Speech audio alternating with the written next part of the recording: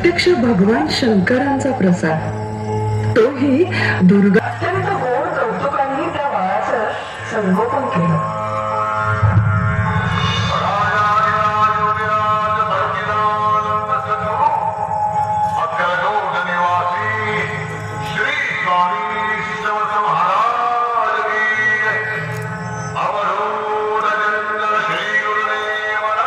शंकर महाराज यांचे गुरु म्हणजे अक्कलकोटचे श्री स्वामी समर्थ महाराज. छोटा शंकर खेळत असताना तिथे श्री स्वामी समर्थ प्रकट झाले आणि त्या बाल शंकराला स्पर्श दीक्षा दिली. त्याला आशीर्वाद रूपी आदेश दिला.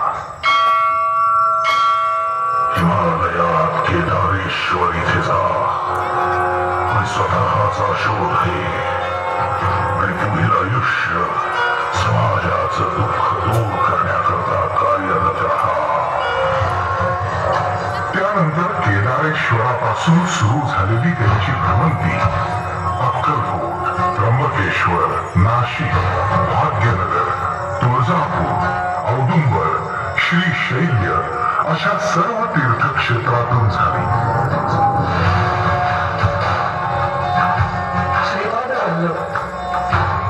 श्री नरसिंह सरस्वती आणि श्री स्वामी समर्थ अशा अप्रिय नंदन श्री दत्तात्रय यांच्या परंपरेचे अवधूत संप्रदायातील महान योगीराज श्री शंकर महाराज. एक दिवस सद्गुरू श्री शंकर महाराज, डॉक्टर धनेश्वर त्यांचे चिरंजीव आणि अन्य काही सहकारी पाथर्डी जवळ असणाऱ्या एका नाथ संप्रदायाच्या नियमित दर्शनासाठी गेले होते. दर्शन पूर्ण झाल्यानंतर बैलगाडीतून ते परत जात असताना एके ठिकाणी त्यांची गाडी अडकली. बराच काळ प्रयत्न करून सुद्धा गाडी तिथून पुढे जाईना. शेवटी सद्गुरू श्री शंकर महाराज बैलगाडीतून उतरले आणि त्यांनी आपल्या सहकाऱ्यांना सांगितलं, या ठिकाणी तुम्ही खोदा. त्यांनाही काही समजेना महाराज असं काय म्हणतात, पण महाराजांची आज्ञा शिरसावंद्य मानून त्यांनी त्या जागी खोदकाम करायला सुरुवात केली. आणि काय आश्चर्य, खोदतात खोदतात खालून अचानक शिवलिंग प्रकट झालं.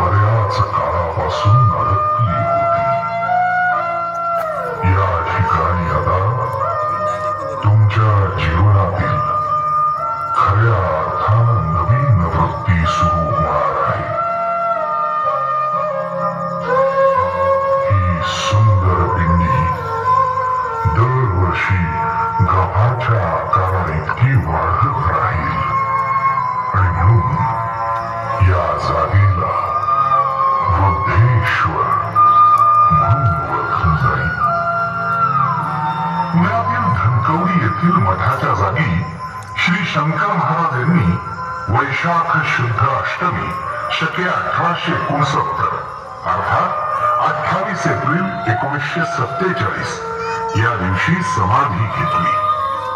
श्री शंकर महाराज यांनी जरी देहरूपी समाधी घेतली असली तरी आजही अंशावतार रूपानं भक्तांचं कल्याण करण्यासाठी ते सर्वत्र आहेत.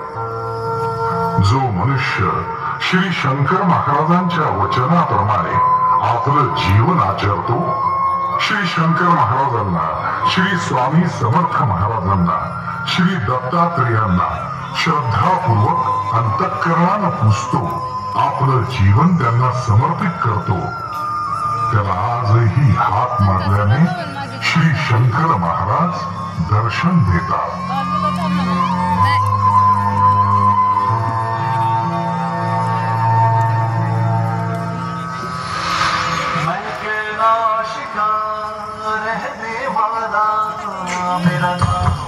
मंडळाची कार्यकारिणी सचिव शशिकांत शिंदे, ॲडव्होकेट यशपाल कदम, चंद्रकांत शिंदे, अनुराग जाधव, संतोष अवचार, धनंजय लाहोटी, महेश आवरगंड.